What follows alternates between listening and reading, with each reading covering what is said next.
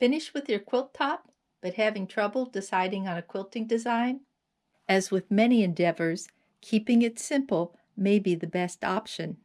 Remember, the ultimate purpose of this stitching is to secure all 3 layers of the quilt sandwich so it holds up through wear and tear and multiple washings. In this video, you'll get a look at some ways to secure the quilt layers with straight line machine stitching. We'll be using this beginner sampler as a case study, pointing out the pros and cons of different stitching designs. But first, you'll get some tips about project size and choosing your batting.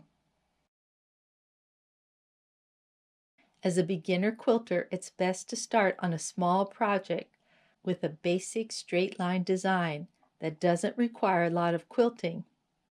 A walking foot attachment is recommended for machine quilting, but you can get by with a regular straight foot if you're working on a small project. You want to make sure that the quilting is far apart and that you've securely basted all the layers together. Stay away from designs with tight curves, as these require sewing without your feed dogs while using a darning foot. Another consideration is your batting. You want to make sure it's mainly cotton, as this helps to prevent movement between the quilt layers. You also want to pay attention to the batting stitching recommendations. This bat needs the stitching to be no more than 8 inches apart. These blocks are 6 inches apart. If you use this batting, you would not have to quilt inside each square, just around each block in order to secure the layers. If you had a batting with a 2-inch stitching requirement, then your stitching would have to be at most 2 inches apart. This extra quilting takes a lot more time to complete. Just remember, the more lines, the more time spent quilting, and the more difficult it is to keep the layers from shifting. Following the seam lines or stitching in the ditch is a good plan for new quilters, as you save time by not having to mark your quilting lines. You could stitch in the ditch around each block and then stitch in the ditch around all the patchwork pieces.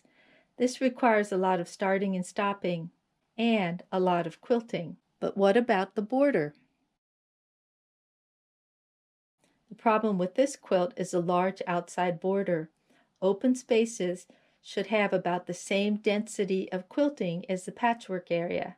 Since there are only a few seam lines to stitch in the border, this quilt needs to have a different stitching plan in order for the quilting to be balanced. You could repeat some of the quilting from the blocks into the border, but this takes time and requires marking.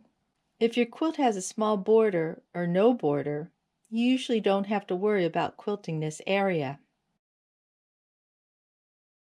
Instead of worrying about quilting inside the blocks and marking the outside area, a grid might be a better option. An all-over grid would give you the same quilting density in the center and in the big border.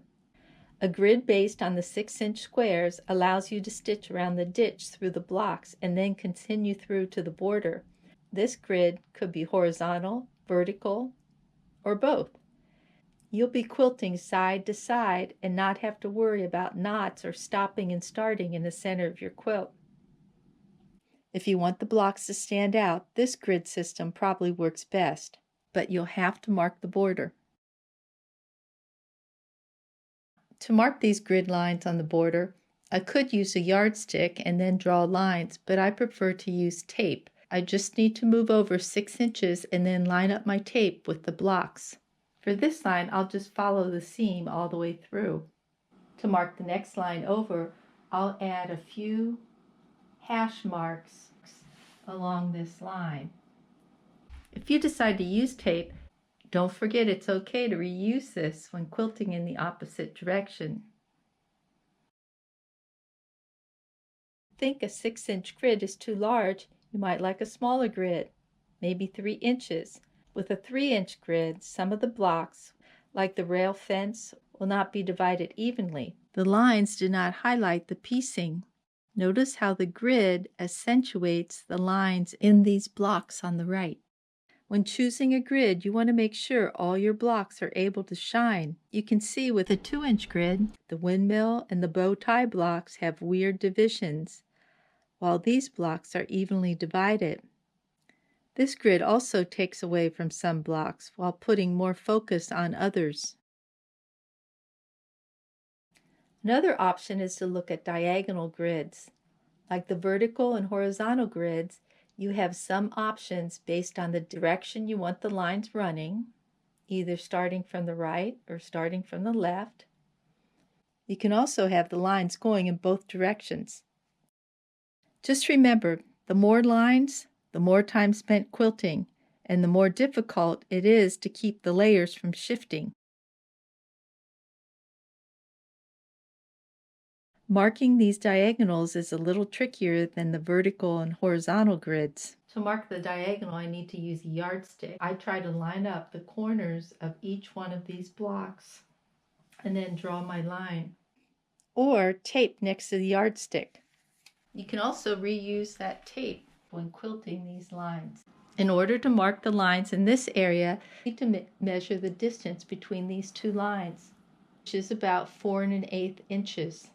Make your marks 4 1/8 inches over, and then draw your line or add your tape.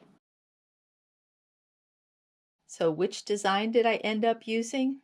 I went with the diagonal because I have chosen this alphabet panel for the back.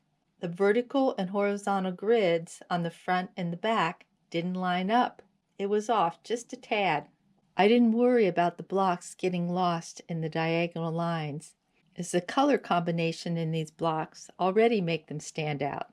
I also used a light gray thread that tended to blend in with the background. For some reason, diagonal lines, when stitched with matching thread, don't compete patchwork or designs on fabric. Hope this video gives you some ideas to think about when planning your next quilting design. For more information about straight line quilting, check out these videos. You'll find the links below. For more free quilting tutorials, visit learnhowtoquilt.com. Please share our videos with your friends. Thanks.